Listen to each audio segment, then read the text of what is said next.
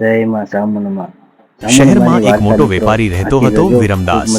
પૈસા, નામ, ઓળખ બધું હતું, પણ એક વાત નહોતી, વિશ્વાસ. તે ખુલ્લેઆમ કહેતો, ભગવાનથી કંઈ નથી થતું, બધું માણસની મહેનતથી થાય છે.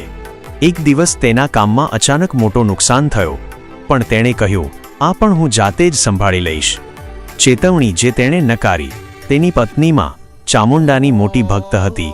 એણે કહ્યું, એકવાર ચોટીલા પગપાળા જઈ આવો, માતાજી આગળ માથું ટેકવી આવીએ. વિરમદાસ હસ્યો, પથ્થર આગળ નમવાથી સમસ્યા ઉકલે? એ જ રાતે વિરમદાસે એક અજીબ સપનું જોયું. એક સ્ત્રી રૂપ, ભયંકર પણ દિવ્ય. અવાજ આવ્યો, સમય છે, અહંકાર છોડ. વિરમદાસ ડરીને ઉઠી ગયો, પણ સવાર થતાં ફરી એ જ અહંકાર. બધું છીનવાઈ ગયું. થોડા જ દિવસોમાં વેપાર બંધ, પૈસા ખતમ, પોતાના લોકો દૂર. એકલો, નિરાશ અને તૂટી ગયો. એ જ રાતે તે રસ્તા પર બેઠો હતો. આકાશ તરફ જોઈને રડી પડ્યો, જો તું ક્યાંક હોય તો મને તોડી નાખ નહીં. સવારે આંખ ખુલી ત્યારે મનમાં એક જ વિચાર હતો, હવે કોઈ રસ્તો નથી સિવાયમાં ચોટીલાની યાત્રા. વિરમદાસે નક્કી કર્યું, આ વખતે ગાડી નહીં, પગપાળા ચોટીલા જઈશ.